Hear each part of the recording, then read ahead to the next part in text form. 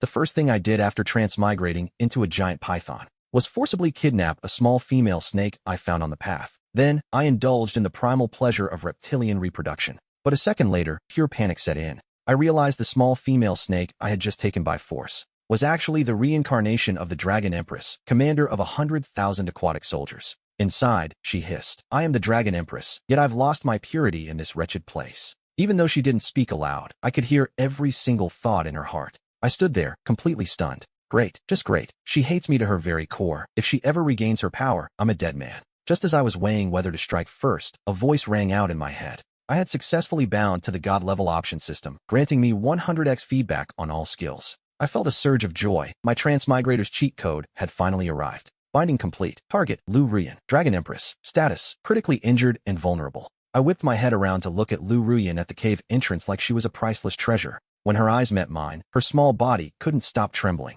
I let my massive frame slither directly toward the mouth of the cave. Lu Ruyan's heart filled with horror. What is this insect going to do to me now? As the former Dragon Empress, she knew the lecherous nature of snakes all too well. If she had to endure a second humiliation, she would rather die. Lu Ruyan grit her teeth, clearly planning to fight me to the death. But I didn't even look at her as I slithered out toward the mountains and forests. I heard her thoughts clearly, but I was a 20-year-old virgin. I couldn't go again. Besides, my consciousness wasn't fully awake back then, so technically, that wasn't even me. I moved through the jungle, processing my memories and focusing on increasing my cultivation. When I reappeared at the cave entrance, I had several animals clamped in my jaws. Lu Ruyan recoiled instinctively. She had tried to escape, but her injuries were too severe to move. She swallowed hard at the sight of the food, but her pride kept her from begging. I wanted to tease her more, but if I accidentally let her starve, it would be a massive loss. I dropped the prey right in front of her. Her eyes widened with shock. She was so hungry her stomach was touching her spine. She thought, "I'll only take one bite, then I'll avenge this humiliation once I recover."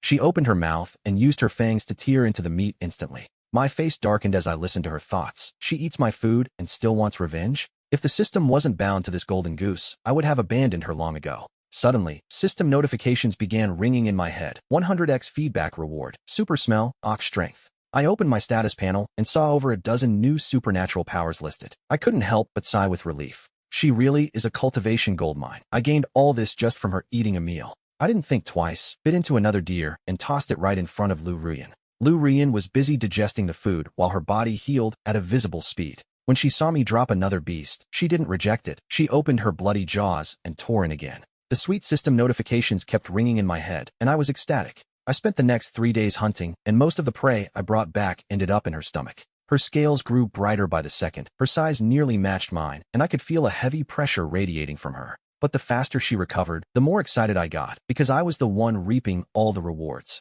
I dropped today's catch in front of her and prepared to check my latest haul. Ding! A change in the mental state of the linked target, Lu Ruyan, has been detected. Intimacy increased by 1. Supernatural power synthesis activated. The higher the intimacy, the better the rewards. If intimacy hits 0, the bond dissolves. I didn't hesitate for a second and immediately fused the powers I'd gained over the last few days into one, Beast King. In an instant, my dozens of meters-long snake body expanded, becoming far more robust and powerful than before. I could feel the raw power surging through my new form. After 3 days of rest, Lu Ruyan had regained some of her strength, and a spark of life returned to her body. She thought, "You thieving heavens, even if you plot to destroy my dragon race, I've survived and found a way." Suddenly, a massive boom echoed, and the air grew so heavy that Lu Ruyan could barely breathe. She panicked, thinking, "Is it a trap? Are the heavenly soldiers and generals coming for me?" Her muscles tensed, but when she looked up, she saw a gigantic silver-white python coiled on the rocks nearby. She stared in total shock, unable to believe her eyes. She never imagined that the terrifying explosion of power from before had come from me. This destructive power was already on par with a species leader. Lu Ruyan stared at me, stunned by the tentacles sprouting from my forehead. She thought, "So that's it, he actually carries the blood of the dragon ancestor. I'll let you be arrogant for a few days, but once I resume my cultivation, I'll leave you in the dust." She sighed, knowing she still needed a demon core to restart her arts. I heard every word of her inner monologue and realized I'd have to find her those cores to keep growing stronger. Lu Ruyan felt my gaze and panicked, thinking, "You dead pervert, what are you looking at? Don't think I'm afraid of you just because you've evolved. I'll crush you eventually." I shook my head, annoyed that even in this life, I was still working like a slave for someone like her. I turned around and slithered deep into the secret realm until the air changed. The spiritual aura here was incredibly thick, and I began to greedily absorb every drop of it. Suddenly, a piercing bird cry rang out, and a massive shadow dove straight for me. I didn't dare relax for a second and twisted my massive body to dodge the strike. With a dull thud, the bird's talons shattered the giant rock where I had been standing. My skin crawled at the sight. If I hadn't moved, I would have been torn into several pieces. The bird missed its mark and immediately soared back into the sky to prepare for another dive. I retreated hastily, wondering what kind of monster could be this fierce. Ding. Level 2 snake hunting bird detected. Deliver its gallbladder to Lu Ruyan for special rewards. The rewards sounded tempting, but its name alone told me this thing was my natural enemy. I lured it toward the vine thickets, the bird shrieking as it chased me into my trap. The bird lunged at me, but this time, I didn't rush to dodge. I stepped aside at the last second, letting it crash into the tangled vines. It was trapped, unable to take flight, so I activated my Beast King power and approached. The hunter didn't expect to be outplayed like this. The level 2 demon beast thrashed frantically, but the vines held firm. The more it struggled, the deeper it sank into the trap until it couldn't move at all. I opened my bloody maws and bit down, my Beast King pressure making it forget to fight back. It let out one final, miserable shriek as I tore its head clean off. The system pinged. Congratulations on killing a level 2 demon beast. Reward, Dragon Essence. A small, exceptionally hard orb of dragon essence materialized right in front of me. I decided to fuse it into my 7-inch heart, just in case Lu Ruyan ever tries to assassinate me. With a single thought, the essence merged into my body, strengthening my core. I ripped the bird's carcass from the vines and began the trek back. I stayed cautious on the path, scanning the skies for any more of those hunters. Suddenly, a dense spiritual aura wafted from nearby, signaling a potential heavenly treasure. I immediately changed course, swimming through the brush as the aura grew thicker. Minutes later, a pond appeared, with threads of white mist rising from the surface. The mist was pure spiritual energy, a phenomenon usually reserved for sacred sect lands. But as I marveled at my luck, a heart-stopping pressure suddenly crushed the air. My heart froze. I turned to flee instantly, sensing a mortal danger right behind me. A jet of water shot out from the pond, carrying an aura of pure destruction. With a deafening crash, the water blast struck a massive tree nearby, snapping it like a twig. That was too close. I didn't dare look back as I bolted from the area without stopping. This aura was leagues beyond that hunting bird. I couldn't even fathom fighting back. I didn't slow down until I had put a massive distance between us, and the pounding in my chest finally faded. I'm still way too weak for this. Once I've evolved further, I'll come back for a second look. After catching my breath, I rushed back to the dragon cave, desperate to increase my power. I slammed the bird's carcass onto the ground, and Lu Ruyan immediately approached. She examined the dead hunter carefully, a flicker of genuine fear crossing her eyes. Even dead, the bird's lingering aura threatened her. It was clearly a ranked demon beast. I ignored her muttering and nudged the bird toward her with my head, signaling her to eat. She looked at me, wondering if I was submitting to her, then noticed something inside the carcass. Realizing what it was, Lu Ruyan reached in and pulled out a glowing demon core. She was stunned that a rankless snake like me had taken down a level 2 beast and handed over the prize. She held the demon core in her mouth, hesitating to swallow it. I watched her with a cold stare, thinking, why so cautious? If it's good, just eat it already. I retreated to my corner to rest, and only then did she tilt her head back and swallow the core. Time passed, and when Lu Ruyan finally opened her eyes, her wounds were completely healed. She wondered, did he just want me to heal, or is he trying to make me his servant?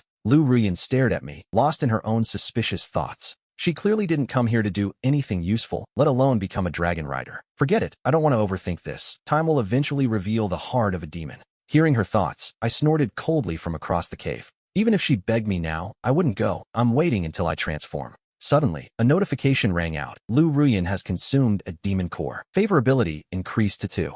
I felt completely helpless. She only gives me 1 favorability point after eating an entire core? This girl is way too suspicious for her own good. Before I could dwell on it, the aura inside my body surged, and I evolved into a rank 1 demon beast. I was ecstatic. If rank 1 is this strong, I can't wait to see what's next. My god, how did he get as thick as a human waist so fast? Lu Ruyan stared at me, jaw dropped. I looked at her and smirked, thinking, little girl, just watch how I make you fall for me. But as I was basking in my own pride, her next thought nearly made me faceplant. He's so big now. If he tries to take advantage of me, I'll be devastated, she thought with worried eyes. I stood up in shock, staring at her in disbelief. Are those really the words of a dragon empress? Lu Ruyan glared back, refusing to show weakness to a mere python, though she looked adorable. I chuckled inwardly. This dragon empress is actually pretty cute when she's being stubborn. My mind started to wander, so I stopped staring at the thunderous snake and went back to resting. It seems I've finally intimidated him, she thought, looking pleased as I backed away. She fell back into contemplation, unable to fathom how I had improved so suddenly.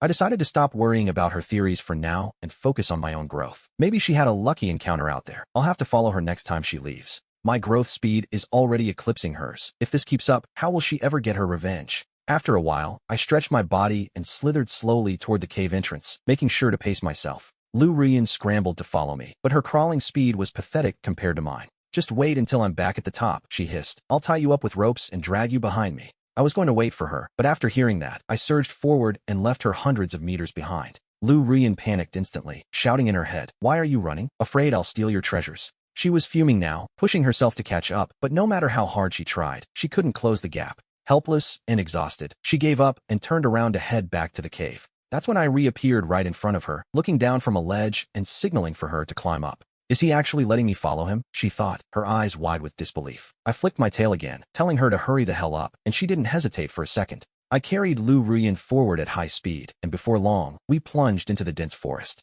I released my aura without holding back, and a distant roar echoed. I had caught something's attention. Lu Rian froze in fear, her body tensing up as she prepared for a fight she couldn't win. A black chimpanzee swung through the vines, radiating the raw power of a rank 1 demon beast. Before the ape could even land, I lunged forward with my jaws wide open to strike first. The chimpanzee roared in fury, swinging its massive iron fists directly at my head. I whipped my head aside to dodge the blow, then coiled my body around its arm and torso like a vice. Die! I squeezed with everything I had, listening to the satisfying sound of its bones snapping. A few minutes later, feeling the chimpanzee's heartbeat vanish completely, I loosened my grip. Lu Rian stood there, looking as calm and steady as an old dog. But inside, her mind was racing. To kill an opponent of the same rank in one blow, no wonder he's the king of the outskirts. I smirked at her reaction and flicked my tongue, signaling for her to consume the black star-shaped gallbladder. What is he planning? She wondered. Is he really going to keep feeding me these? A look of pure disbelief flashed in Lu Rian's eyes as she thought, is this a reward? She shook her head, trying to clear her thoughts. Forget it, don't overthink. Just focus on getting stronger. Listening to her inner monologue, I was speechless. This little empress sure loves her internal drama. Lu Rian found the gallbladder and swallowed it whole, and once she finished, I led her deeper into the woods. We ran into another rank 1 black wolf, and after I finished it off, I pulled out the gallbladder for her to eat. Eat up, Rian. A system notification popped up. Lu Rian needs one more rank 2 gallbladder to evolve into a rank 1 demon beast. I took a deep breath. Thank you, she whispered. This time, I was determined to wipe away my previous shame, so I headed straight for the depths of the spirit altar. As soon as we reached the perimeter, I activated my divine power, Beast King. The spirit altar suddenly began to boil, thick bubbles surging to the surface. I felt a sudden chill. A murderous intent was locked onto me, and I immediately pivoted to escape at full speed. The moment I turned, a massive pillar of water slammed into the exact spot where I had been standing. Then the notification rang out. Ding. Encountered a rank 3 demon beast. I looked back and cursed. Damn, it really is a rank 3. I immediately pivoted to flee, realizing my second intrusion had already enraged the monster. Just when I thought I was safe, a pillar of water slammed into my abdomen, sending me rolling across the ground in agony. Another blast struck my tail, but I forced myself to keep running until I was far away. Lu Rian recovered and glared at the spirit altar, thinking, that stench of death. I'll kill that damn toad sooner or later. I mentally gave her a thumbs up, but I was too overconfident. If I hadn't been fast, I'd be a cold corpse by now. I decided to play it safe for a few days and hunt rank 2 beasts in the dense forest to build my strength for revenge. Before long, a tiger's roar echoed from the distance, and I immediately sprinted toward the sound. A massive tiger appeared before me, and for a moment, neither of us dared to make the first move. Lu Rian panicked, thinking, terrible, a rank 2 demon beast. Little Nikyu stands no chance against it. I have to find an opening to strike, she thought. I can't let this Nikyu die for nothing. Lu Rian crawled silently along the ground, waiting for the perfect moment to ambush the tiger. But I didn't give her the chance. I launched a sudden, violent attack before she could even move. The battle between me and the Tiger King erupted, and the scent of blood immediately filled the air.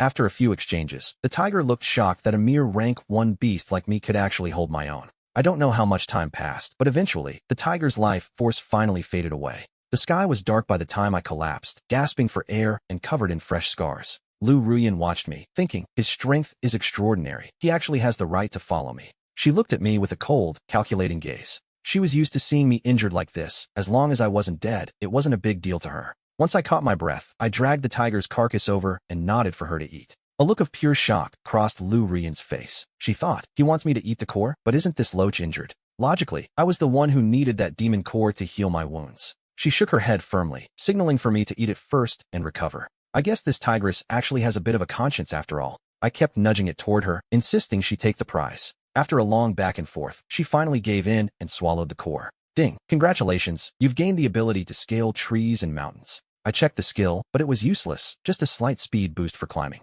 Suddenly, Lu Rian's aura began to surge violently. She was using some secret technique to rapidly devour the demonic power. At the same time, my own cultivation began to skyrocket through our bond. My internal golden core grew larger and larger, yet I hit a wall at the peak of rank 1. I was stunned. Had I become a bottomless pit for energy just like her? My wounds were fully healed, so I started focusing on stabilizing my new power. Suddenly, Lu Rian's energy turned erratic, flickering between calm and chaotic. My intuition screamed that she was falling into a state of demonic possession. I called out to the system for a cultivation manual, but I got no response. I circled her, watching her face twist into a strange, unrecognizable expression. Before I could react, she lunged, pinning me to the ground with terrifying strength. I won't even mention if it felt good or not. It's showtime now. Lu Rian slowly woke up, screaming internally, "I'm going to kill you, you stinking rice ball." The trace of demonic madness was gone from her eyes, replaced entirely by pure fury. Ignoring the tearing pain in her body, she wanted to fight me to the death right then and there. But then she saw me curled up in a ball, sobbing like a heartbroken young girl. The fire in her heart died down a little as she thought, "Forget it, I won't bother with this idiot." She realized the demonic energy had taken over, and luckily, she'd released it before things got worse. I secretly thought to myself, she was actually the one who took the initiative. Snakes are lustful by nature, and her instincts simply exploded when she took that pill. She let out a long sigh, deciding to let it go since I had given her the demon core. She figured my heart was in the right place, even if she felt a bit embarrassed remembering the entanglement. That's when she realized she'd broken through. She had finally reached the first level of a demonic beast. In her past life, she never used this technique because it required too many resources and a total reset. Even though she was at a fraction of her peak power, the rush of strength felt intoxicating. But then, she froze as she noticed something strange. Has my bloodline been purified? After reincarnating as a snake, her bloodline was impure and weak, usually requiring a brutal rebirth to fix. Yet after just one union with me, her bloodline was pure and even integrated with another species. How is this even possible? I watched her, thinking, are you still obsessing over your clothes? Give me a break.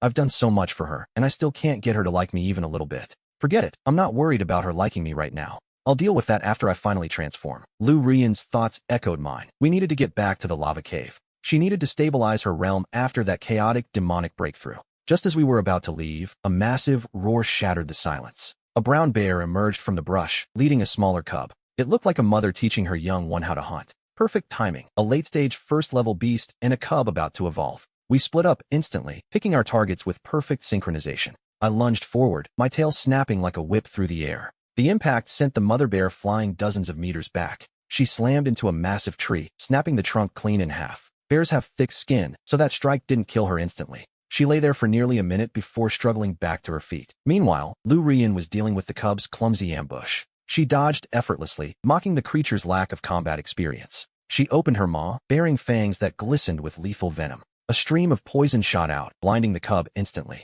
The cub collapsed, rolling on the ground in agonizing pain. The mother bear's eyes turned blood red as she charged to save her young. Another solid impact. The mother bear collapsed, her ribs shattered by the blow as she let out a miserable groan. She could only watch helplessly as Lu Rian sank her fangs deep into the cub's body. A moment later, the tip of my silver tail coiled slowly around the mother's neck, strangling the life out of her. My strength has surged again. Being at the peak is worlds apart from where I started. I used my tail to scoop up the spirit pill and tossed it directly toward the green bamboo viper. But she didn't eat it. What a stubborn brat. Lu Rian clearly thought I was going to swallow that pill myself, yet I gave it to her instead. She caught the spirit pill and swallowed it without hesitation, her beautiful eyes never leaving mine. Ding. Lu Rian's affinity toward the host has increased by 5 points. Not bad, though I'm surprised a raspberry spirit pill only netted me a few points of favor. Ding. Reward unlocked. All-terrain movement. Maintain max speed and reduce energy drain regardless of the environment. Ding. Lu Rian's demonic power has surged. She only needs one more pill to reach the second rank. Just one more pill to go, and I'm not far behind, already hitting my own cultivation bottleneck.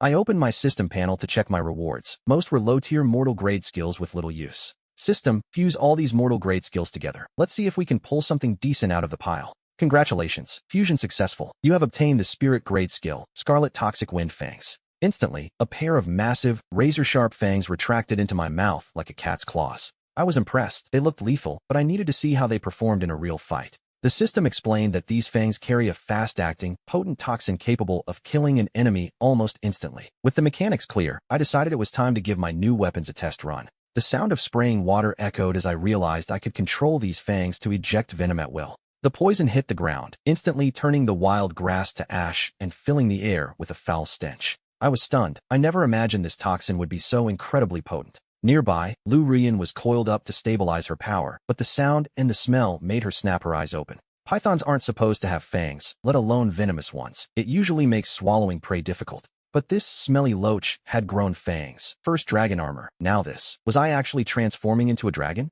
Lu Rian stared in pure shock, witnessing something that defied everything she knew. In her tens of thousands of years, she'd never heard of a snake evolving like this just by ranking up. Upgrading a bloodline usually requires a specific cultivation method. Without the right one, you just drop dead. I caught the perverted girl muttering to herself and turned my head toward her, feeling pretty smug. With this kind of power, I'm definitely going to make her lose her mind over me. Smelly loach, look at this empress again, and I'll gouge those wandering eyes right out of your head. Feeling my blatant, passionate gaze, Lu Rian felt a wave of contempt. My stare was far too direct for her comfort. I snorted inwardly, thinking, oh, you want my eyes? Just you wait. Then I looked away. Seeing me turn my back, Lu Rian went quiet, the tension between us thick enough to cut. Just as we prepared to leave, the earth began to tremble, as if some terrible creature was closing in. A massive black shadow was charging toward us from the distance. It moved with terrifying speed, its limbs tearing through the terrain with agile precision. Hearing the approach, Lu Rian and I turned our heads in unison, our guards raised to the absolute max. It was a brown bear, even larger than the black one from before, radiating a much more violent aura. I smelled him before he even got close, that massive, surging blood energy. He must be the mate of the bear I just killed. My heart skipped a beat. We had slaughtered his wife and kids, and now he was here for blood. A mere brown bear? I can handle him with one hand, Lu Rian said, her voice trembling despite her tough act. Hearing her, I felt a surge of adrenaline. I was at the peak of the first rank and dying to test myself. I wanted a head-on clash with this Tier 2 physical demonic beast. So, let him come. He's nothing but more evolution points to me. I took the initiative and lunged, but I wasn't stupid enough to take a direct hit. I coiled my body and began to slither with deceptive speed. I wove through the trees, my long, serpentine form stretching out like a whip. The distance closed in an instant as the brown bear stood on its hind legs, towering over me. His body was covered in scars, radiating the aura of a seasoned, ferocious killer. He barely glanced at his mate's corpse, but when he saw his dead cub, his aura exploded into chaos. High-ranking beasts struggle to breed, and this cub was likely his only heir. With the intelligence of a young teenager, he was capable of feeling pure, raw hatred. He beat his chest and let out a deafening roar that shook the very air. Then he dropped to all fours and charged, leaping high to crush my spine under his weight. I thought he'd have some special tricks, but he was just a total brute. As he flew through the air, I whipped my tail back, narrowly dodging the impact. The next few coils became easier, and though he tried to pry me off with his massive arms, his fate was sealed. I tightened my grip, and before I had even fully wrapped around him, I heard his bones grinding and snapping. At first, the bear still had the strength to roar, but within minutes, I had him completely enveloped in my scales. Time to see how powerful my venom really is. I unhinged my jaws and sank my fangs deep through his thick hide. The translucent toxin hit his veins and instantly turned a searing red, corroding his flesh like molten magma. In just 3 minutes, the wound glowed with a hellish heat, turning from a fiery red to a necrotic black. It was as if a scorching fire had been lit inside him, and his very muscles began to cook from the heat. With his bones shattered and the venom eating him alive, the bear was trapped in a state worse than death. By the 4th minute, his blood stopped flowing, and his flickering life force finally vanished into nothing. I released my grip and took a few deep breaths, while Lu Rian wisely stayed back to avoid getting in my way. I extracted the monster core and tossed it toward Lu Rian, signaling for the Empress to eat up. Wait, this brat isn't even taking a bite? Did she actually grow a conscience? Lu Rian stuck her tongue out and tried to push it back, her pride seemingly preventing her from accepting the gift. I wasn't taking no for an answer. I pushed the core right back toward her with a firm, unwavering gaze. You're the one giving this to me, she muttered. Don't blame me if you end up hungry later. She stared at the core, her throat bobbing with greed, clearly desperate for the power boost despite her words. This perverted snake is so smug, she thought. I can't wait to see what he looks like when he finally takes human form. Ding. A change in Lu Rian's mentality toward the host has been detected. Favorability has increased. I nodded silently. Trading a Tier 2 core for her loyalty and vitality was a bargain I was happy to make. I watched Lu Rian begin refining the core and cleared my mind from my own breakthrough. A sudden pop echoed from my gut like a bubble bursting. Was I finally a second-order beast? Ding. Lu Rian is refining the host's gift. 100x cultivation feedback is now in effect. A massive surge of blood and energy flooded my veins, sending my aura skyrocketing. My body stretched to nearly 40 meters before my bloodline hit its limit for this stage. This 100x feedback wasn't enough. My growth stalled at the middle of the second order. Lu Rian finished refining, thinking, finally, I'm at the late second order. I'll crush that snake soon. But then she felt my aura, dense, majestic, and thick with the heavy scent of slaughter. How did he advance again, she thought, her face twisting in pure, shocked disbelief. My breakthrough was lightning fast, and I celebrated by lounging on the grass, belly to the sun. She was fuming. She worked so hard while I got stronger just by taking a nap. She tried to convince herself that her own cultivation technique was simply superior at absorbing energy. Yes, that's it, she thought. With any other technique, I'd be miles ahead of this stinking python. She repeated it like a mantra, desperately trying to keep her pride from shattering completely. If the world knew a reborn empress was losing to a common snake, she'd be a laughingstock. She doubled down on her training, while I felt my own power blooming with every breath. If snakes could actually smile, I'd be grinning from ear to ear right about now. As we rested, a strange, powerful aura suddenly swept across the land for hundreds of miles. What is that? I thought, as Lu Rian and I both snapped our heads up at the same time. The energy was too vast to track. Could a legendary treasure have just appeared nearby? I need to hurry and see what's happening so I can snatch that treasure for myself. Lu Rian's eyes sharpened with an infinite, cold intensity as she looked toward the spirit altar. I suppressed the shock in my heart and flicked my tongue, sensing a massive fluctuation of energy. The distance wasn't far, and it only took us about 10 minutes to reach the site. The energy at the spirit altar was exploding, as if some Western treasure had just been unearthed. I cursed silently, knowing that even in this lower realm, a treasure like this was worth a fortune. I pushed forward against a dense current of spiritual resistance that felt like a physical wall.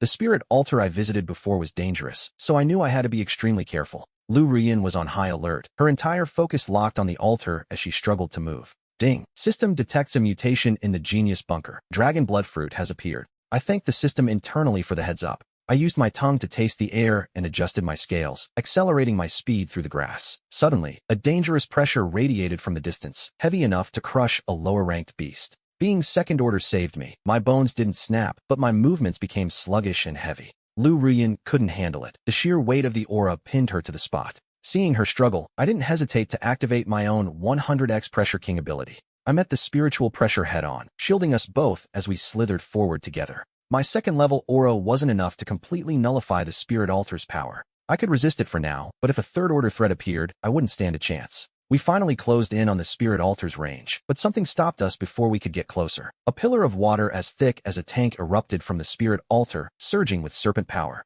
A massive tree that blotted out the sun was struck by the blast and collapsed instantly. The destructive force was immense, so I kept my body moving to dodge the lethal spray. This spirit's strength was no joke, and even on my third visit, its offense was terrifying. But I wasn't afraid, charging forward recklessly while thinking, I'm going to kill you soon. The altar area finally came into view, covered in mossy pond water, mud, and jagged stones. In the center of the pond sat a flat, massive rock where the dark green spirit lay waiting. It stood at least 8 meters tall, with countless back bulges revealing its toxic potential. Before I could study it further, several more water columns shot out with even greater speed. Lu Rian and I didn't dare take them head-on. We needed a chance for a surprise attack. Lu Rian had no sense of fair play and vanished into the thicket to find an opening.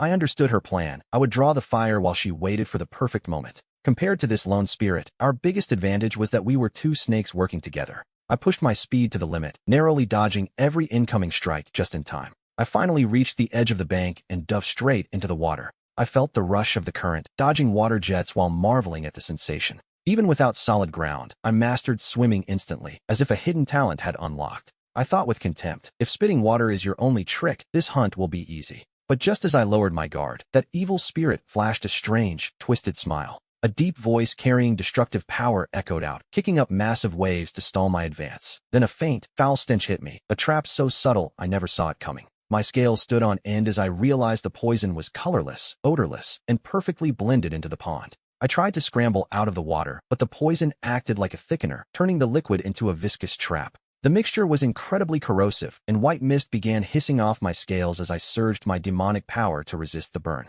Seeing me paralyzed in the muck, the water-avoiding spirit looked absolutely delighted. It had sensed my power earlier and knew those water jets wouldn't kill me, so it lured me into its toxic bath instead. But a second later, that smug, joyful grin froze right on its face. It watched me smoking and boiling in the rising heat of the water, yet I wasn't taking any real damage. I didn't hide my killing intent for a second, flooding my entire body with demonic energy to boost my strength and defense. Realizing I could shrug off its venom, the spirit stopped waiting and launched a proactive strike. Despite its massive size, it was unervingly agile, curling into a rolling ball of flesh to crush me. My pupils shrank. I didn't expect it to be this flexible, moving through the water without a hint of resistance. Die! I roared in my mind, lashing my massive tail toward the incoming mass. We collided with a deafening crack, sending a shockwave through the pond that blasted the water outward. The impact was insane, sending my entire body flying dozens of meters until I slammed into the bank. The spirit didn't even flinch, immediately charging at me again without needing a moment to recover.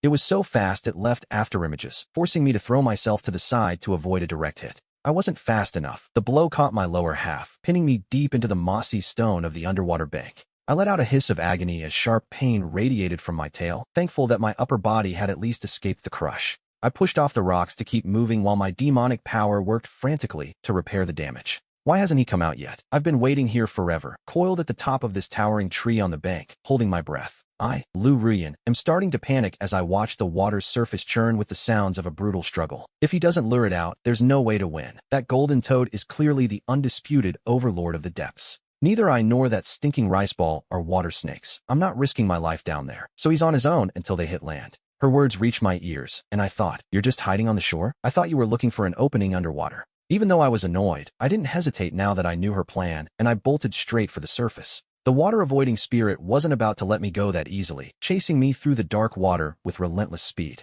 I broke the surface, my tongue flickering as I tasted the air, and scrambled desperately toward the safety of the deep woods. Right behind me, the golden spirit erupted from the pond, sending a massive spray of water into the air. In that split second, a long emerald-green shape shot down from the treetops, aiming straight for the toad's throat. Lu Ruyan's snake form is massive, easily able to coil around the toad, and her surprise strike sank her fangs deep into its neck. But the golden spirit reacted instantly, lashing its own long tongue out to wrap around the green snake in midair. Her venomous fangs pierced its skin, but she barely managed to inject a few drops before the counterattack hit. The toad's tongue whipped her upward, and Lu Ruyan felt the world spin as she was launched dozens of meters into the sky. The golden spirit didn't miss a beat, leaping after her with its bloody maw wide open, ready to swallow her whole. Is this where I die? Lu Ruyan thought, closing her eyes in regret as the toad's crushing grip made resistance impossible. The golden spirit's eyes burned with fury and smug satisfaction. If you dare to ambush a king, you pay the price. Just as the jaws were about to snap shut, I let out a hysterical roar and lunged back into the fray.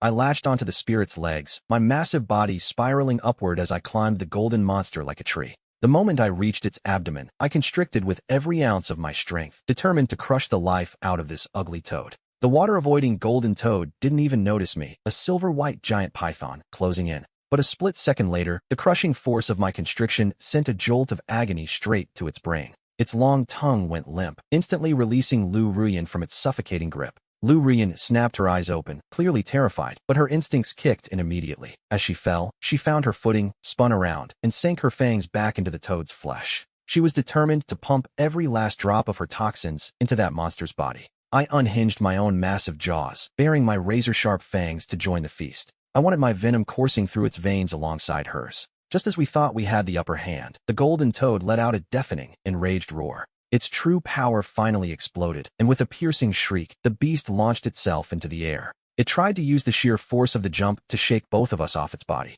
The momentum was too much for Lu Ruyan, and she was sent flying through the sky. Luckily, she landed right on the spirit altar, the impact cushioned by the dense energy. The spiritual aura surged into her, instantly replenishing the void left by her depleted medicinal power. I wasn't about to let go, so I abandoned my next bite and coiled around its abdomen with everything I had. The toad reached the peak of its jump and looked down to see me, still clinging to its belly. Its stubby limbs couldn't reach me, so it relied on its massive weight to bring me down. It used its core strength to accelerate the fall, aiming to crush me against the earth upon impact. We hit the ground with a thunderous boom, sending dirt and uprooted grass flying in every direction. The shockwave nearly tore me loose, but I held on, ready to sink my fangs into its soft underbelly. I unhinged my jaws and opened my mouth wide. I thought, thanks for the opening. The golden toad had no neck to look down, but it felt my fangs sinking deep into its belly. A sudden chill raced through its entire frame, followed by a wave of total numbness. It tried to mobilize its demonic power to resist the liquid and flush the toxin out.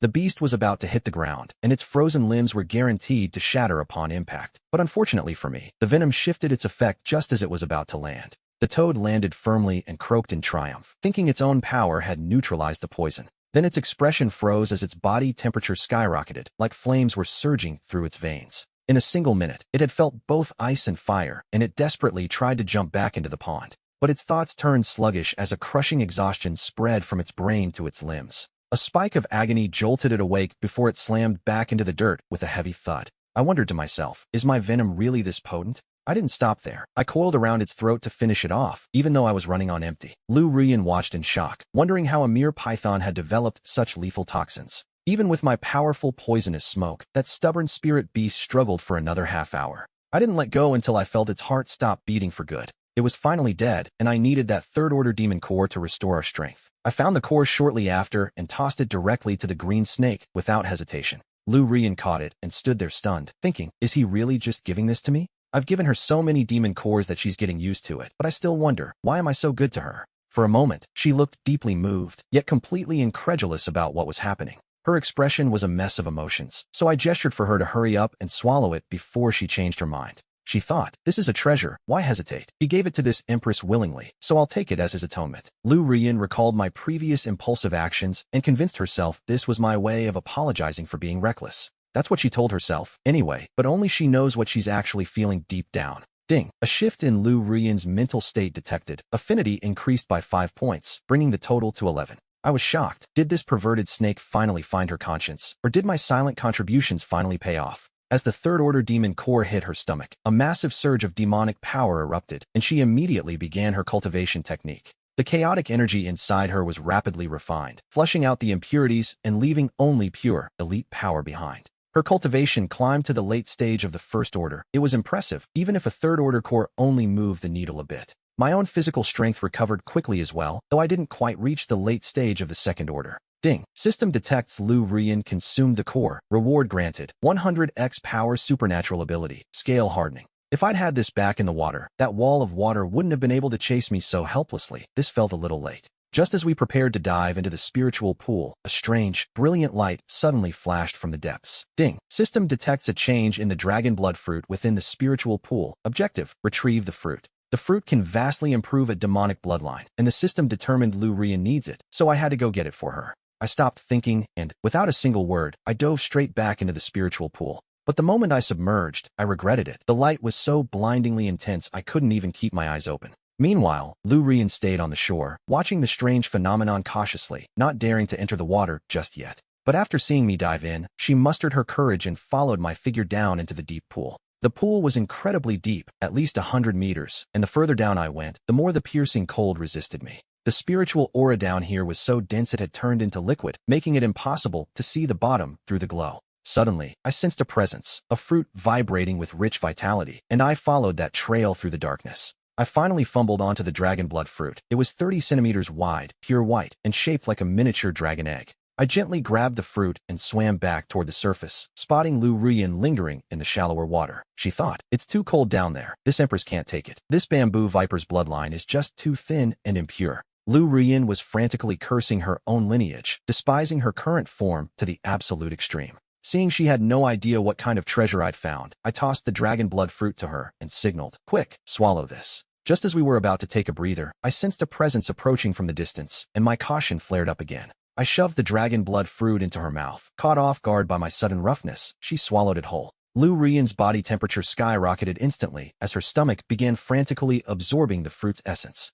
In just seconds, the fruit was fully digested, transforming into raw energy that surged directly into her bloodline. She let out a pained groan as her bloodline began to evolve, a process as agonizing as being flayed alive. Her soft skin hardened into green armor, and flesh buds sprouted from her head as 2 short whiskers appeared near her nose. Then, her body expanded several times over, until she was almost as massive as I am. Lu Rian completed her evolution quickly, her eyes wide as she felt the power shifting within her veins. Ding. System detects Lu Rian has completed a bloodline evolution. 100x reward granted immediately. In an instant, my silver-white giant python form expanded even further, my scales shimmering with new power. The horns on my forehead transformed once again, sharpening into the singular, majestic point of a unicorn horn. I shed that silver-white snake skin, and in no time, a hard, shimmering spiritual armor grew in its place. My transformation into a dragon had officially begun, white mist swirling with every breath I took. Ding. Congratulations on becoming a Yunqiangio, a top-tier spiritual species. I was finally more than just a white snake.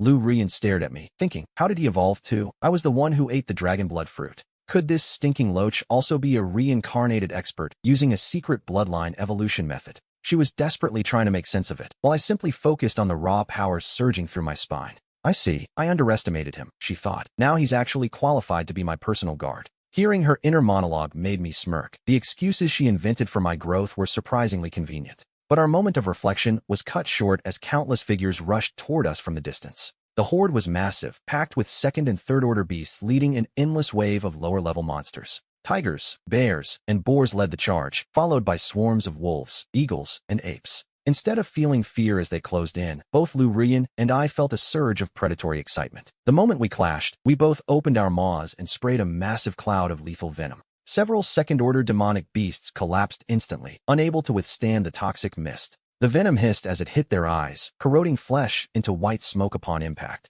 The beasts hit the ground one after another, clawing at their faces and howling in agony. It was strange how these different species were coordinating so perfectly just to take the two of us down. I didn't waste a single word. I simply unleashed my king's pressure domain upon the battlefield. In an instant, at least 100 first-level beasts were crushed into the dirt, unable to even stand. Between my king's aura and my superior dragon bloodline, nothing here could resist my absolute authority. Go ahead, dare to covet my throne, Lu Rian thought, and become the fuel for my path to supremacy. She was incredibly fast, a single tail sweep enough to kill several first-level demonic beasts. I didn't know why, but we felt like a perfect pair, our movements completely synchronized. But my celestial vault dragon tail was the real difference-maker, crushing tigers, bears, and boars in one sweep. Right then, a flock of giant birds appeared in the distance, soaring toward us. My eyes burned with predatory intent as I lunged into the air, straight for those eagles. This mid-air leap was a new gift from my evolution. I could now perform short flights and hover at will. I thought. If you weren't hiding in the sky, you wouldn't stand a chance against me on the ground.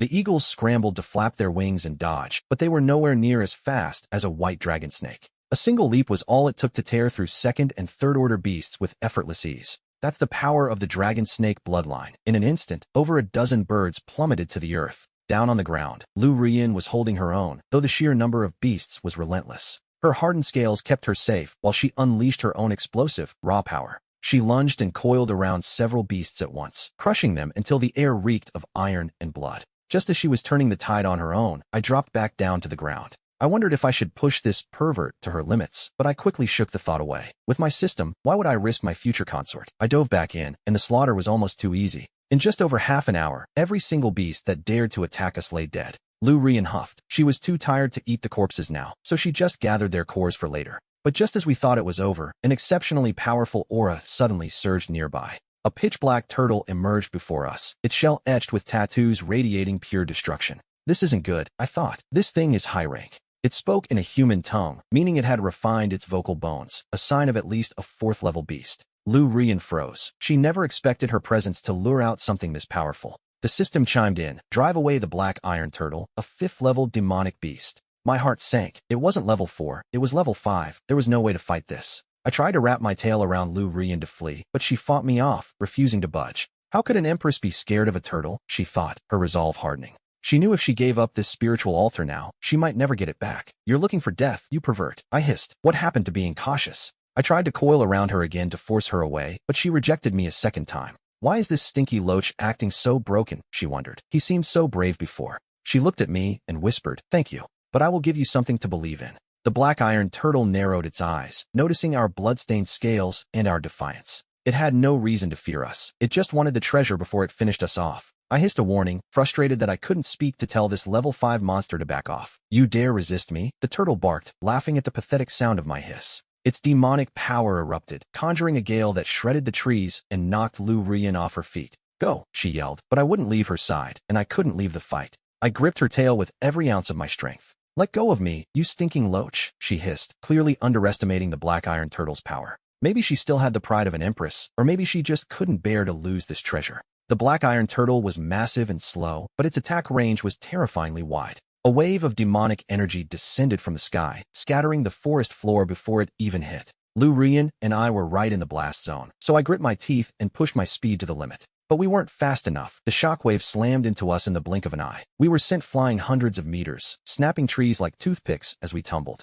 I coughed up blood, my organs shattered, but my dragon spirit glowed to dull the pain. Lu Rian was in even worse shape. Her spiritual armor was failing and her skin was cracking. Her pupils dilated in shock. She never expected to be this vulnerable. The turtle moved slowly, but its demonic energy was lightning fast, leaving her unable to speak. I grit my teeth, coiled my tail around her, and fled blindly into the woods. Behind us, the turtle didn't even bother to give chase. To a fifth-level beast, we were just two low-level bugs crawling in the dirt. It turned its attention to the spiritual altar, claiming the territory as its own. I kept slithering until we were miles away, far from our old cave and the monster. "Don't die on me yet," I wheezed, feeling her life force fading against my back. I checked our surroundings one last time to make sure we weren't being followed. I laid her down gently, watching as her small, broken body trembled on the forest floor. She squeezed her eyes shut, her breath hitching as she slipped into a coma. I felt her faint heartbeat and let out a sigh of relief, despite the searing pain in my own gut. I found a spot to make contact, letting my demonic energy surge into her broken body.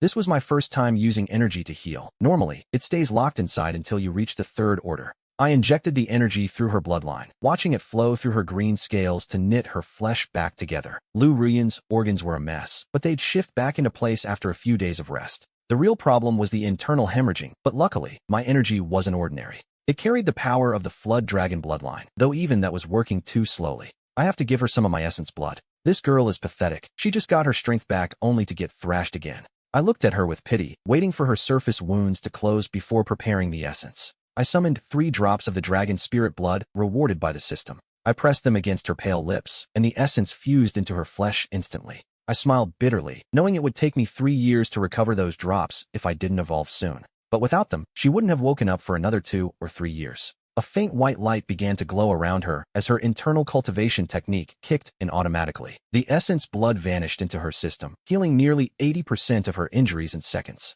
Good, you're not going to die on me. Now, it's my turn to crash. I collapsed onto the dirt, my vision blurring as my eyes finally drifted shut. As I slept, my Beast King aura flared up, wrapping us both in a protective, invisible pressure. I was jolted awake by a constant, throbbing tide of pain from my internal organs shifting back into place. Lu Ruyan finally woke up, thinking to herself that I had kept her waiting far too long. Does this brat not remember my kindness? My essence blood didn't flow for nothing. Next time I put in this much effort, I'll make sure she's watching. As I grumbled internally, Lu Ruyan's gaze suddenly turned complex. She realized the help this stinky loach gave her was massive, sensing my essence lingering in her veins. She felt a rare spark of gratitude, vowing to remember the favor I did while she was unconscious. The system chimed, detecting her shift in mood and increasing her favorability by 10 points. Holy hell, she actually had a revelation. At this rate, total conquest isn't far off. Being a suck-up doesn't work, but saving her life when she's desperate, that gets results. I tried to get up and move, but Lu Ruyan's demeanor shifted instantly. She realized her wounds were real and decided she had to reclaim the spiritual altar and kill that turtle. With rage burning in her eyes, she turned her back on me and started walking away. Wait, is this idiot going back to pick a fight with a rank 5 beast again? Damn it. I struggled to stand, but a sharp pain in my gut sent me crashing back to the dirt with a loud thud. The noise caught her attention, and for a moment, her stoic face softened as she hesitated. There's hope, so I turned on the acting skills, rolling on the ground and hissing in fake agony. She looked at me with helplessness, asking if it hurt that much and if she should stay to care for me. She turned around, her compassion finally winning out over her desire for revenge. I laughed wickedly inside. I stopped her from committing suicide and leveled up our relationship at the same time. I really can't do anything with you, Lu Ruyan sighed as she walked back toward me. I stopped writhing and just stared her down with a gaze that was bold, sincere, and direct. Why is he looking at me like that? She thought, losing the staring contest and turning her head away. Ding, the system detected a shift in her mindset, and her favorability jumped by 4 points. The notification caught me off guard. Just looking at her earn me points? What the hell is going on? I realized that once a small spark of interest is lit, it's easy to turn it into a raging fire. What is this filthy lamprey looking at? I'll twist his eyes out sooner or later, she huffed, acting smug. Hearing the system's tempting voice, I tried to widen my gaze to farm more points, but she just glared. You want to twist my eyes out? Not a chance. I snorted and flopped back onto the ground to heal. Maybe I should hunt some prey for her, get her some kidneys to help her recover from her wounds. Just as I was focusing on my recovery, Lu Ruyan's hesitant voice drifted over from the side. Go on, go quickly, go hunt for yourself, and then bring the kidneys to me. I swear, she's starting to operate on autopilot now. She's practically taking care of herself. Actually, I won't go. I'll stay right here and make sure nothing happens to this filthy lamprey. She checked my injuries and realized they weren't fatal. I'd be fine after 2 days of rest. But for some reason, seeing me in pain made her feel pity, forcing her to stay by my side. Hearing her give up on her revenge just to watch over me left me speechless. I gave a cold snort in my mind and said nothing else, focusing entirely on mending my body. 2 days passed, and my wounds finally closed. Now, I need that spiritual altar back, but not yet. Once I was fully healed, I transformed into a butcher and began a wild slaughter through the thick jungle. Lu Rian's realm rose to the middle stage of a second-order demonic beast, and the 100x feedback kicked in. Congratulations to the host for becoming a middle-stage, third-order demonic beast. Days of nonstop slaughter barely pushed me to the middle of the third order, but my power is now off the charts. I can easily punch above my weight class now. Even taking down a fifth-order beast isn't impossible. But I'm no fool. I have time to grow, so why rush into a deathmatch? My plan is to hit the fourth order before I even think about a real fight. Lu Rian, however, has the exact opposite idea. Once I hit the third order, I'm going to skin that stinking turtle, she thought, obsessed with that altar. She's constantly paranoid about enemies from beyond, wanting to reach the top as fast as possible for her revenge. This woman is more of a tigress than a snake. Why is she so worried when she has me? I led her through the thick jungle, aimlessly hunting down demonic beasts to pass the time. Then it hit me. I still haven't synthesized a new supernatural power.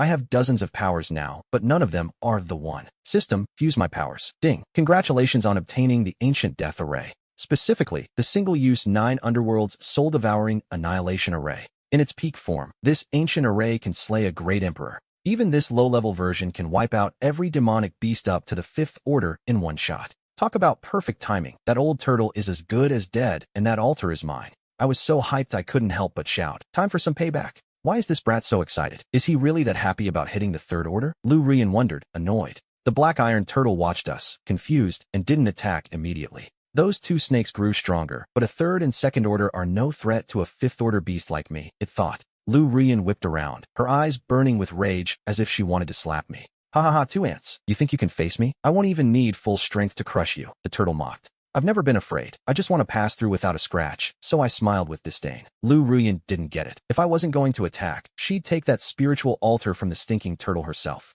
Just as she tried to break free from my grip, a light flashed across the sky, and an array disc appeared before me. I poured my strength into it, and the disc expanded to the size of a fish tank, covered in mysterious, glowing symbols. A sharp cracking sound echoed as the disc shattered, scattering countless fragments into the distance. Lu Rian froze, her movements interrupted by the strange phenomenon of the array disc appearing.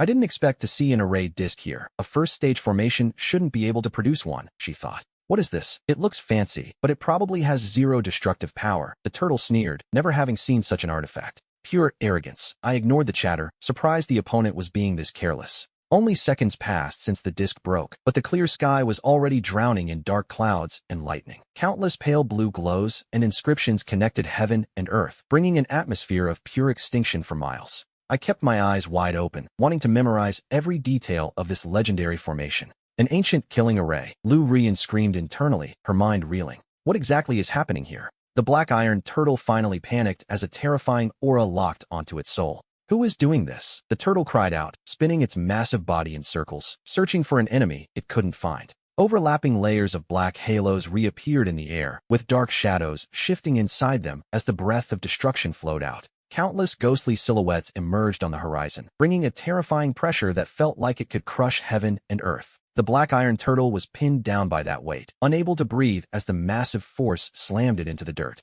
In that moment, the world changed again, filled with endless chains of mystic black iron that pulsed with dark energy. Every creature in this sandstorm fell to the ground in submission, not even daring to lift their heads. A voice like a divine judge echoed as an illusory shadow floated between heaven and earth, holding the book of life and death. Black streaks shot from the shadow's pen, slamming into the turtle and burrowing deep into its flesh. The black iron turtle let out a silent scream of agony as its very soul was torn apart from the inside. Within seconds, its eyes went dull, it slumped over, and the black energy vanished into the wind as if it were never there. If that massive corpse wasn't lying right in front of us, I wouldn't have believed such a killing array could exist. The power of this ancient array was terrifying, and I swallowed hard, my desire to grow stronger burning more than ever. Who exactly is he, and how does he have an ancient killing array? Lu Rian thought, completely shocked by my direct gaze. I have to stay on his good side. He'll be a perfect ally when I return to conquer the 33 heavens, she realized. Lu Rian's mind was spinning frantically, the typical calculating brain of a dragon empress.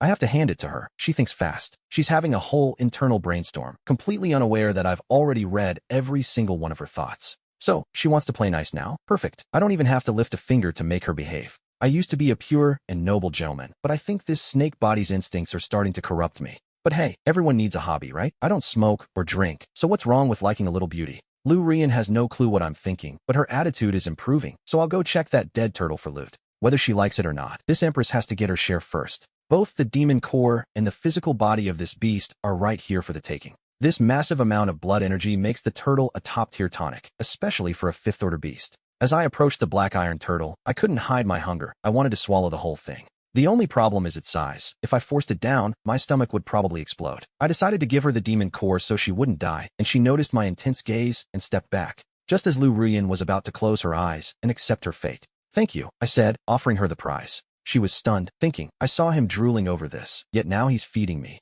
I didn't eat a bite, and when she looked back at the corpse, her jaw hit the floor. The massive turtle had already been butchered, its meat separated from the bone and its shell cast aside. This white snake actually tore it apart for me. Why is he so good to me? She wondered. Her eyes filled with emotion, and for the first time, she was completely speechless. System, change in Lu Rian's mindset detected. Affinity plus 15. Total affinity, 35. A 15-point jump? Even I'm shocked that a little gesture moved her this much. Maybe he wants me to eat with him? No, I don't need it. He should have it, she told herself. She turned her head away, trying to ignore the sight of the delicious, high-energy meat. Did she really think I couldn't hear her stomach growl? I heard her swallow hard. Since she was drooling but refusing to move, I picked up a choice cut and held it right in front of her. Come on, little Empress, drop the act. I'm not done having my fun with you yet. My mood is actually pretty good. It seems this perverted snake has finally found his conscience. What a dilemma for Her Majesty. Clearly, I wanted him to eat first. Lu Rian's voice wavered. She raised her head, meeting my bright, sincere gaze, and finally stopped suppressing her appetite. She took the piece of meat, opened her mouth, and swallowed it whole.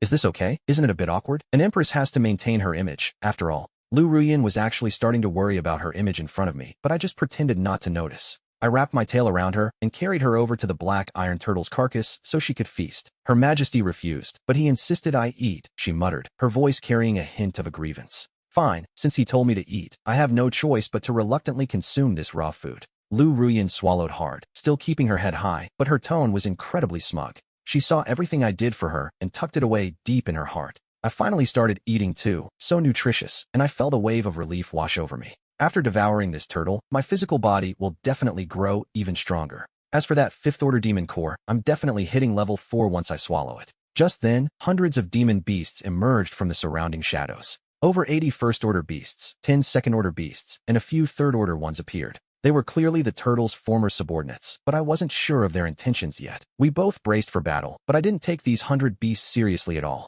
I'm a third-order beast now. If I push myself, I'm practically fourth-order. Suddenly, every single beast dropped to the ground and let out a low, rhythmic sound in unison. These beasts are celebrating because they don't have to run from me anymore. On the outside, I look dignified and majestic, but inside, I'm thrilled to be the boss for once. Before I could even process it, the monsters started pushing all sorts of things toward me. They brought piles of century-old herbs, gold jewelry, and glowing gemstones of every color. A tribute just for me? I nodded with satisfaction. These guys actually have some common sense. I didn't take it all. I only picked a few medicinal herbs and left the rest as a bribe to win their loyalty. Seeing my benevolence, the monsters grew even more excited, clearly thinking their new king is a good snake. Stick with me, and as long as I have a bite of meat, you'll at least have a sip of soup. Just as I was preparing to inspect my new territory, a voice called out from behind me. Lu Rian was stuffed to the point of barely being able to speak, yet she held out the demon core for me. I didn't want to refuse, so I nudged the core back toward her mouth, signaling for her to eat it instead. Wait, is she trying to hand-feed me? What exactly am I thinking right now? Lu Rian didn't know what was on my mind, so she just shrugged and swallowed the core in one gulp. I clicked my tongue, looking at her with a complicated expression. Her head is full of impure thoughts. I can't even imagine two snakes entangled like that. The mental image is way too shocking. No, wait, she's still just a second-rank beast, and that's a fifth-rank core she just swallowed. She finally snapped out of her confusion and realized the fatal mistake she'd just made. She immediately activated her cultivation techniques, desperately trying to devour that massive surge of power. But the force was too much. She began rolling on the ground as her green scales turned a burning red. This is bad. I have to help her. Her body was as stiff as an iron-clad turtle, but under my touch, she finally began to soften. I need to guide her cultivation now, so this perverted snake can absorb as much demonic power as possible. I surged my own energy into Lu Rian, forcing the power to circulate through her meridians until her cultivation began to skyrocket. I've reached the third rank. Lu Rian screamed internally, her heart racing with excitement. That fifth-rank core almost killed her, but it pushed her straight into the late stages of the third rank. But before she could even celebrate, a massive wave of demonic aura erupted from my body right next to her. Fourth rank, and it's still climbing? What kind of monster is he? Whose reincarnation is this? Lu Rian's excitement vanished, replaced by awe as my aura stabilized at the peak of the 4th rank, dense and terrifying. I instinctively tried to speak, but the bone in my throat stopped me. I realized then, I can finally start refining my vocal cords. Once I refine them, I'll be able to speak again. Being unable to communicate for this long has been suffocating. I'm already at the 4th rank without using a single pill or resource. Is he following the path of slaughter? Does he grow stronger by absorbing the blood and killing intent of others? Lu Rian was lost in her fantasies, convinced I was some ancient overlord of death who advanced just by existing. Wait, I feel light. My body feels weightless, lighter than it's ever been before. I activated my demonic power, and, in the next second, my massive python body actually lifted off the ground and soared into the sky. I can only stay airborne for a short time, but it's a start. By the 5th or 6th rank, I'll truly own the clouds. The sensation was strange. My body felt like it was walking, but my eyes saw the world from above. I need more practice. Flight at the 4th rank? He really is a reincarnation. Normally, you'd need to be at least rank 5 to even dream of flying. Lu Rian gets it. Once she hits the 4th rank, she'll be able to fly too. The moment I landed, I made a discovery. I can fly, and I can finally refine my hyoid bone. If my theory is right, ranks 4 through 6 form one massive cultivation stage. I need to focus on my vocal cords first so I can start talking again. I ignored the spiritual energy and focused entirely on the muscles in my throat. Lu Rian watched me head toward the spiritual altar without a single backward glance. As a member of the dragon clan, she hated the idea of crawling on the ground like a worm. She whispered to herself, "It doesn't matter, I just have to train harder." She's not far from the 4th rank, and she's desperate to reach it as soon as possible. Lu Rian gritted her teeth, her eyes full of fire as she began frantically absorbing energy. I watched her and felt a surge of satisfaction. She's the perfect little worker bee. I haven't even given her an order yet, and she's already pushing herself to the limit. Days passed until, finally, I managed to force a sound out of my raspy throat. Lu Rian snapped out of her cultivation, startled by the strange noise. I turned my head toward her and let out the greeting I'd been practicing for so long. Is this little brat actually greeting me? She wondered, impressed by my spirit. She hummed to herself, thinking, good, a servant should always be the first to speak. She kept her face cold and distant, but inside, she was feeling incredibly smug. I ignored her arrogant thoughts and said, hello, my name is Su Jinlong. Su Jinlong, I'll remember that, she thought, but to me, you're still just a brat. Lu Rian nodded coldly, signaling she understood, though her inner voice remained as arrogant as ever. I hope we get along from now on and help each other reach the great Tao, I said, keeping a respectful distance. Since you proposed it, I suppose I have no choice but to accept, she thought, acting like she was doing me a favor. Even though she knew I couldn't hear her thoughts, she answered me in her mind and gave a stiff nod. I thought to myself, man, she's cold. But right then, I sensed several powerful auras rapidly approaching from the distance. Senior brother, this must be the spirit secret realm, right? That treasure should be ready to hatch any day now. Up in the sky, several figures dressed in Taoist robes converged and began flying together.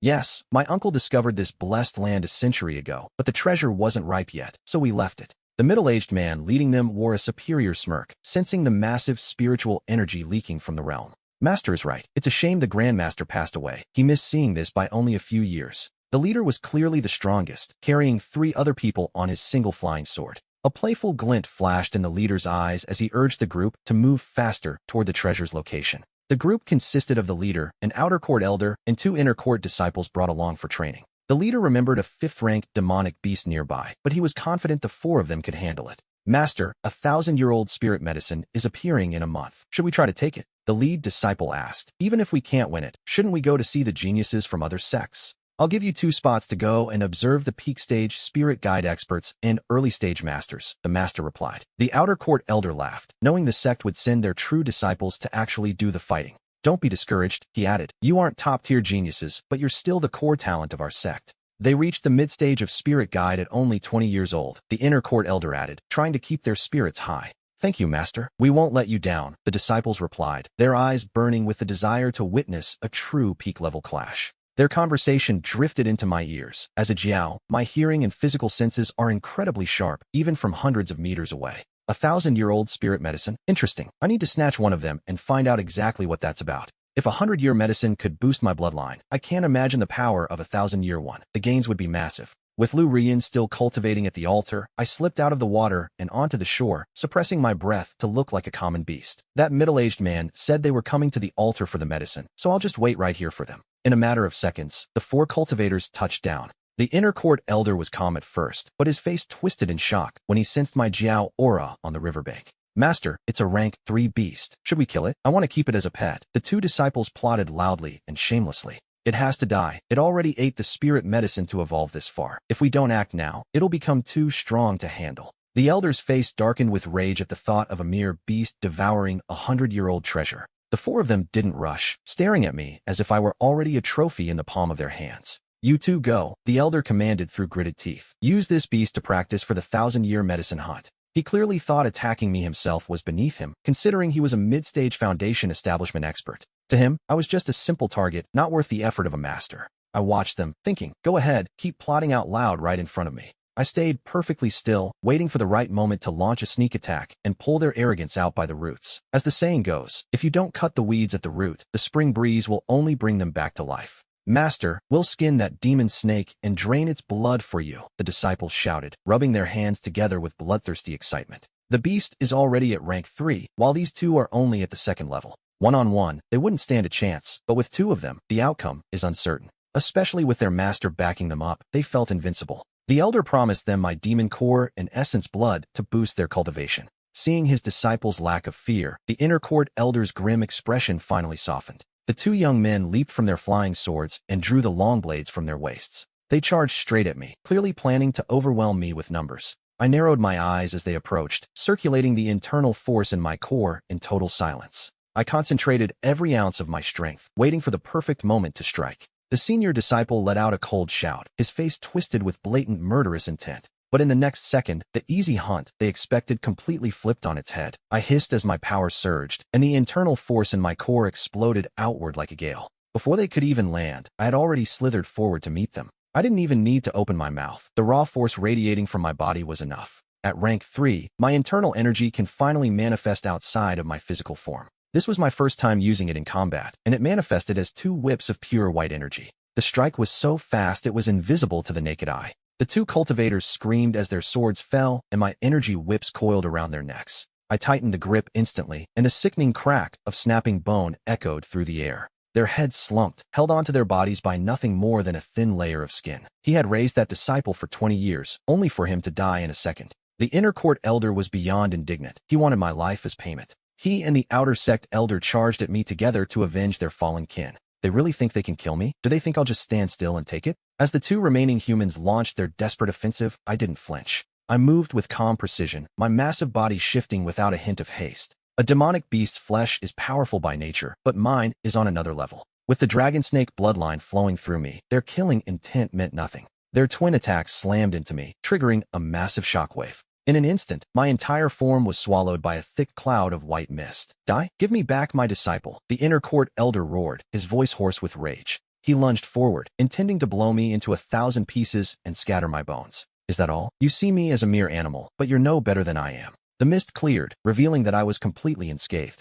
My scale armor shimmered brilliantly under the midday sun. The distance between us had closed to almost nothing, which was exactly my plan. I hadn't rushed my counterattack because I wanted them in close quarters range. Ranged attacks are just for show. True power lies in the physical strike. I coiled my body like a divine dragon, and the elder's pupils suddenly contracted in fear. He realized too late that being this close to me was a death sentence. He shouted for his partner to lend a hand, but as the words left his mouth, his brother was nowhere to be seen. The junior behind him had already bolted, a streak of light tearing through the sky as he fled in haste. I thought, thanks for the opening. The distance vanished, and the inner court elder's retreat was far slower than my dragon tongue. The moment I began to constrict, the elder's power erupted in a desperate, final burst. His face turned a deep crimson as he lost control, falling backward while clawing at the tongue wrapped around him. He tried to tear the muscle away from his neck, only to find my body was as unyielding as ancient iron. I was as immovable as a mountain, and damn it, was the last thought to cross the elder's mind. He closed his eyes as I strangled the life out of him, my sticky tongue tightening its lethal grip.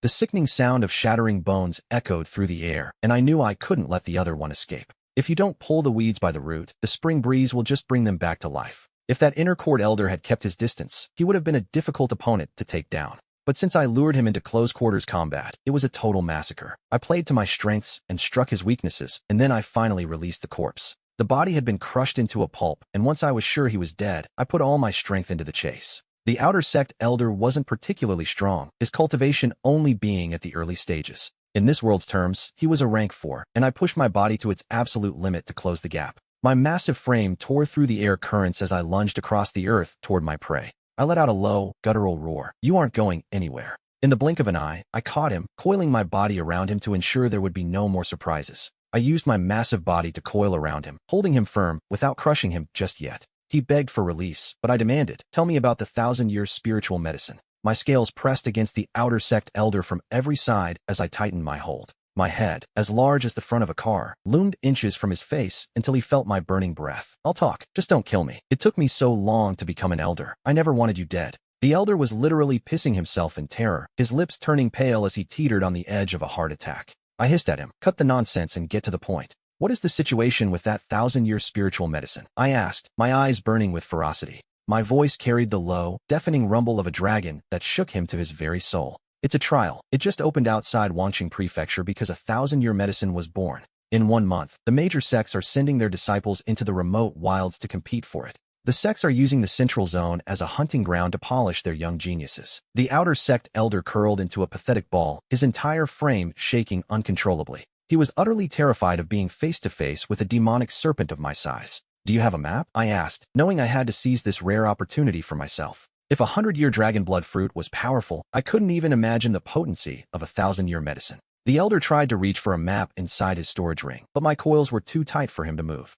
"It's in my ring. Please, I'll give you the whole ring." I didn't answer him. I just let out a guttural roar that nearly scared the life out of him. "Just loosen up a little," he whimpered, "and I'll hand it over right now." I loosened my coils just enough to let the human move his arms and reach for the map. The elder pulled the ring from his finger and handed it over, the spiritual light of the artifact dimming as he released his mental link. He pulled the map out. A storage ring like this is no ordinary item, reserved only for sect elders and inner disciples. Handling a storage ring can be tricky, mostly because the difficulty of refining one is incredibly high. The cost is steep, but they are easy to use because thousands of years of cultivation history have perfected the process. A single drop of blood is all it takes for the ring to recognize a new master and establish a soul connection. Once bound, I could check the items stored in the spatial pocket with nothing more than a single thought. This particular ring was a low-level model, containing a space of only about 5 square meters. "This is the map," he stammered, "and this is our current location in the province mountains." With trembling hands, the elder unfurled a map a meter wide and pointed to where the trial would take place.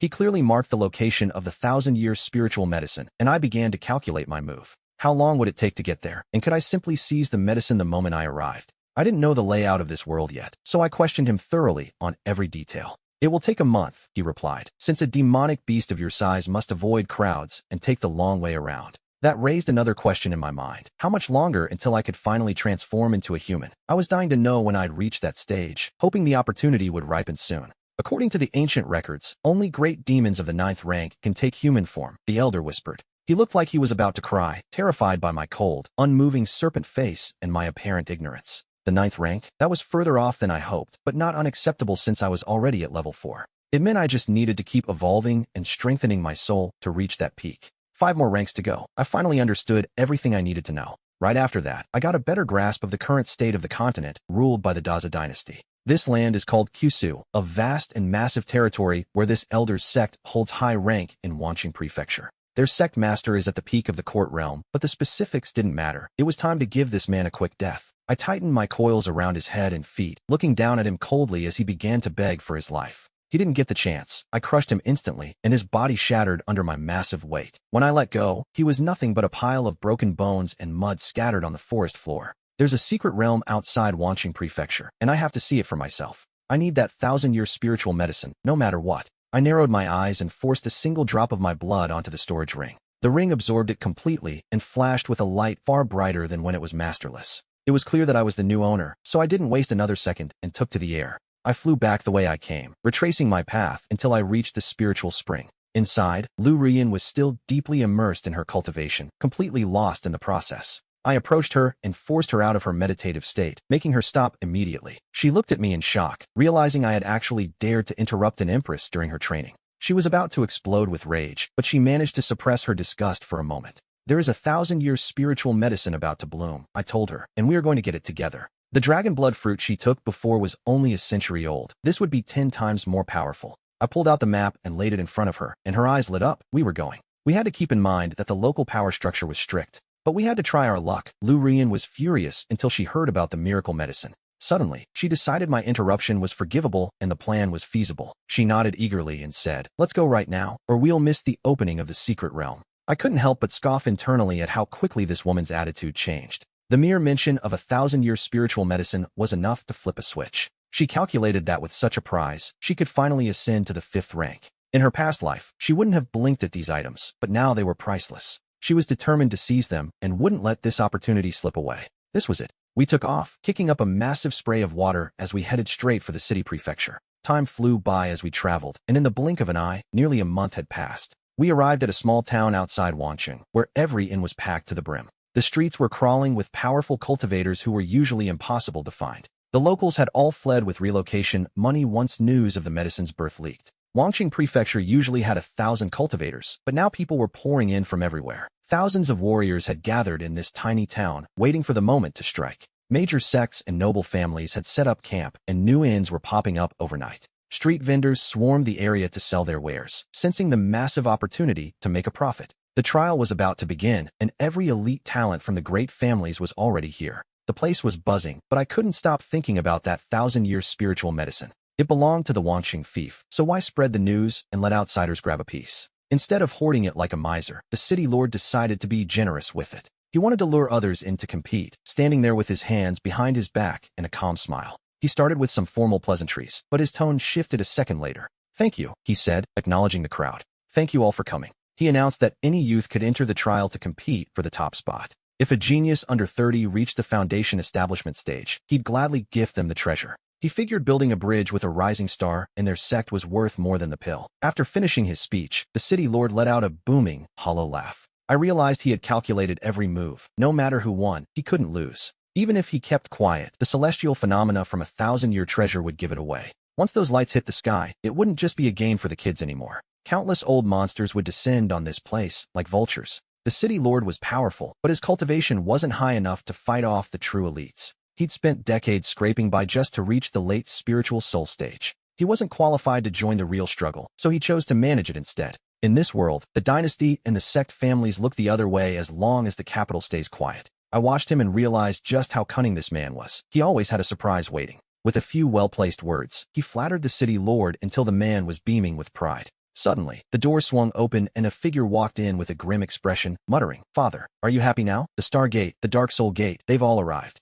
The burly young man shouted at his father, blaming him for the arrival of the dynasty's most powerful sects. Some were imperial factions, others were ancient sects, and 3 of the big 6 were already here. The city lord froze, never expecting a single spiritual herb to lure in 3 elite powerhouses at once. Between the countless old monsters and their celestial disciples, the competition was becoming a nightmare. So what if 3 came? Even if all 6 showed up, this treasure belongs to my son. But despite his bold words, the city lord's face darkened as he realized the gravity of the situation. His son was fuming, feeling like the prize he already had in his grasp was slipping away. "Don't worry, I spent my entire life savings a few days ago to get a special pill just for you.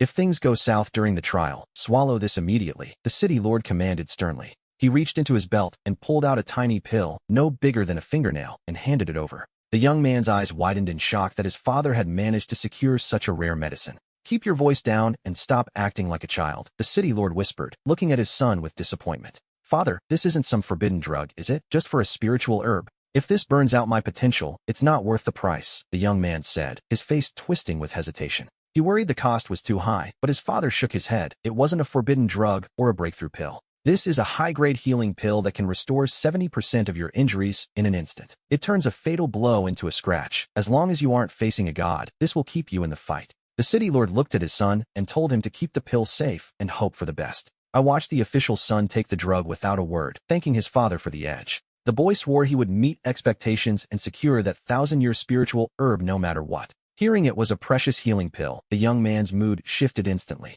He was beyond excited, tucking the treasure into a hidden pocket in his belt for safekeeping. The city lord patted him, calling him his only hope for the future of their line. He told his son to gain experience from this fight, even if he didn't reach the late support stage. Every major realm is a massive hurdle, and the father just wanted him to live a peaceful life. 95% of cultivators never make it past these bottlenecks. The son bowed low, his heart full of gratitude for the old man's guidance. The light energy radiating from the boy was high, showing his raw potential was finally waking up. He was already a mid-stage expert, and reaching the late stage was only a matter of time. If he could reach that peak before turning 100, he'd be a regional legend. The young man slammed his head against the floor in a kowtow, overcome with emotion. While they played out their family drama, I was miles away, moving through the wilderness. Lu Ruyan and I had crossed thousands of rivers and mountains to reach this desolate wasteland. We finally stood before our destination, the Trial Mountain Range. I looked at the massive peaks and told her I was sorry for the rough travel we'd endured this month. Even from the perimeter, I could sense the auras of several support stage experts lurking in the shadows. They were like vultures, guarding the 1,000-year herb day and night until it finally bloomed. Lu Ruyan sighed to herself, thinking she should have reached the 4th rank by now. She was stuck at the peak of the 3rd rank, her cultivation speed slowing to a crawl. I smiled to myself, knowing I had already carved out a place in her heart. I was carefully maintaining my image as a modest, noble gentleman. As we spoke, a miserable, pleading cry echoed from the grip of my tail. I was holding a bird tightly. It had been acting as my unwilling guide. I caught these creatures occasionally to ensure we didn't lose our way in the waste. My heart had long been hardened by the law of the jungle, survival of the fittest. A single life meant nothing to me, so I crushed it and tossed the body aside. I handed the essence to Lu Ruyan and told her to eat so we could sweep through the humans together. I pulled out a pill for her, showing just enough concern to keep her trust. She swallowed it like candy, telling herself it was only natural for an empress to take what she needed. She promised herself that once she regained her power, she'd give me a proper beating. But for now, those thoughts were nothing but castles in the sky. She felt the awkward weight of constantly accepting my gifts. Who could keep taking like this without feeling indebted? I asked her if I should snatch a human under the cover of night to gather intel. I wanted the opinion of this perverted girl since she knew humans better than I did. Lu Ruyan shook her head, warning me that a rank 6 cultivator was likely guarding the camp. Between the hidden experts and the unfamiliar terrain, we risked being cornered and slaughtered. She explained it all to me once more, even though she assumed I wouldn't understand a word. She was just playing her part. Whether I listened or not was entirely up to me. It's better not to go yet. When the time is right, the celestial aura will naturally flood the Trial Mountains. I nodded thoughtfully, pretending I hadn't heard her call me a little brat under her breath. Lu Ruyan glared at me, her eyes burning with a silent warning. Don't you dare go, Xiaoyin. She suggested we find a place to hide for a few days to avoid being spotted by human experts. I ignored her and thought to myself, this girl is crazy. Xiaoyin was the ridiculous name she gave me. She claimed she needed 2 days of rest to recharge her energy for a full-scale attack. Lu Ruyan nodded with a calm face, but I could tell she was secretly relieved. The long days of travel had clearly worn her down, and she was desperate for a break. We found a cave occupied by a pack of wolves, but they were just low-level beasts to me. I crushed them easily, and we watched the sun rise and set until a few days had vanished. Suddenly, a medicinal fragrance began to drift across the mountains for hundreds of miles. A single breath made me feel refreshed and alert, my entire body surging with new energy. The Trial Mountains were finally opening, and the scent of that 1,000-year-old spirit medicine was overwhelming. Lu Ruyan looked at me and sighed, seemingly deciding to let me have the prize this time. She had already taken so much from me that she couldn't find the face to steal this too. In her past life as a Dragon Clan prodigy, she never lacked resources, but now she knew the struggle. I watched her and thought, you pervert, why can't you just be honest and admit you want it? I licked my lips and cursed her lazily in my head, knowing exactly what she was plotting. I decided to push those confusing thoughts aside for now. They weren't important. Just as we prepared to enter the Trial Mountains, thousands of auras streaked across the sky. They were powerful and pure, and I could tell there were masters among them. I flicked my tongue to sense the situation, but what I saw nearly made my heart stop. Hundreds of flying ships were crossing the heavens, each carrying a sect elder and a crowd of prodigies. Every sect within a 10,000-mile radius had sent their best people to this spot. Most of them were just spirit attraction stage cultivators here to watch and learn. Only a small fraction were actually strong enough to compete for the prize. I felt a sudden chill. Human cultivators were terrifyingly numerous and strong. I looked at the sea of people and thought, where are the experts from my own demon race? I felt incredibly alone in that moment, surrounded by potential enemies. If only a demon lord would show up with a pack of subordinates, I might actually stand a chance. Otherwise, how was I supposed to escape this place alive? But just as the thought crossed my mind, an overwhelming demonic energy surged from the opposite direction. A voice like a tiger's roar thundered through the sky, refusing to dissipate. This 1,000-year spirit medicine grows in these mountains, our demonic territory. The roar sent the weaker human cultivators into a state of pure, trembling terror. But the sect elders didn't flinch. They stood their ground with cold, steady eyes. An old man in dark Taoist robes stepped forward, his long hair fluttering in the wind. A massive black tiger leaped into the air, its body as enormous as a mountain range. The tiger's eyes were massive, staring down that old man with primal intensity. I watched the standoff, grateful for the sudden backup. Within a single day, dozens of experts emerged, the weakest being at the peak of the foundation stage. There were even several innate stage cultivators, though most were old men who barely scraped into that rank. Their spiritual auras flared around them, ready to strike at the slightest provocation. A flash of caution flickered in the flying tiger's eyes as he instinctively stepped back. He watched the humans warily, ready to start a massacre if anyone made a wrong move. Dozens of powerful demon entities appeared to face the humans, their momentum matching the cultivators blow for blow.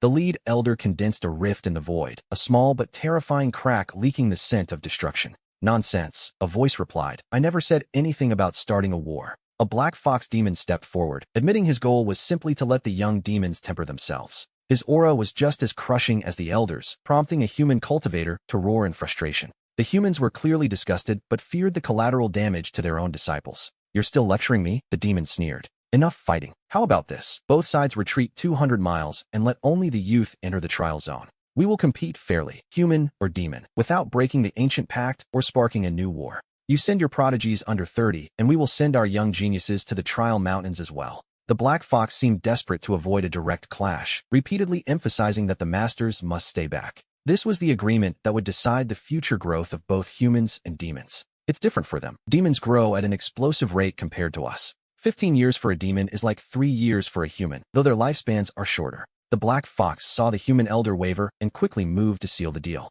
He sighed in relief, needing this chance for his young demons to test the human prodigies. The human elder snorted coldly, finally giving in despite the bitter taste of the compromise. An hour later, the geniuses of every race gathered to inspect the ancient spirit site. Both sides kept their distance, eyes filled with mutual distrust and hidden agendas. Supreme Elder, why are we letting these beasts in? A young cultivator hissed. This treasure was ours, but now we're handing half the opportunity to those monsters. The low-level monks dispersed, no longer part of the high-stakes oath between the masters. The elder looked at the anxious youth and let out a sharp, mocking humph. It's been centuries since the last war, and the demon race is getting greedy again. So why not use this 1,000-year-old spirit medicine as bait to test their new generation? To us at the Golden Core stage, this herb is useless. It only benefits foundation stage brats. The other humans still looked enraged, their fingers twitching toward their sword hilt. They wanted to break the pact and slaughter the demons right here and now. But the demon warriors didn't give them an opening, standing their ground with bared fangs. Do you really want to put your precious disciples in danger before the trial even starts? That single question from the demon leader shut the human cultivators up instantly. The reputation of both races was on the line, and the system notifications in my head wouldn't stop. The system notifications haven't stopped. The flying tiger is a rank 7 demon beast. The human leader is a mid-stage Sciention cultivator, 1 level higher than the beast. But if they get too close, it'll be impossible to tell who has the upper hand. The pressure was so suffocating I could barely even breathe. But looking at it from the perspective of our bloodlines, we're all basically demon beasts of the same rank, just in different realms. A bunch of fake knights acting in secret, and some idiots with simple brains and ugly limbs. Neither side is any good, I thought to myself, letting out a snort. I looked at them with disdain, frustrated that they couldn't live up to their potential. Forget them. While they're distracted, I need to find a place to stay inside the site. While both sides praised their prodigies, we two snakes slipped silently toward the trials. Right now, both humans and demons are using desperate measures to protect their own. Humans occupy most of the 9 states, while demons hold less than a tenth. Every few hundred years, the demons use their innate bloodline skills to start a fight. And now, the tension between the two races is becoming unbearable. It's like fire and water, ready to explode at any second. But as 2 small snakes, we didn't know any of that yet. All the participants must be under 30 years old. I hope you demons aren't planning any tricks, the human elder said coldly. Our demon genius, Hugh Lin, is under 15. I expect the same from you. Just make sure you human cultivators don't pull any tricks, Ayu replied with a relaxed smirk. With that, the leaders agreed to let every genius enter the secret realm normally. Both sides scrutinized the opposing group before officially starting the trial with about 40 geniuses. In the region of the 9 great states, these 40 represent at least half of the elite. They are the best of the best, at least among those who aren't hiding their strength. The demon side was the same, bringing their own 40 geniuses to the gathering. High above, 5 great beings from each side watched, vowing only to intervene if lives were at stake. Injuries are expected in war, and inside this valley, the ultimate prize is a 1,000-year-old spirit medicine. But there are plenty of other herbs buried there by the various sects to serve as rewards. For the sects, sponsoring a competition with common medicinal herbs is a small price to pay. The geniuses scattered across the 100-li-wide canyon, which felt massive to those on foot. It would take these low-level cultivators days to scour the area for herbs and fight for dominance. I began slithering through the desolate mountains, focused on grabbing every herb I could find.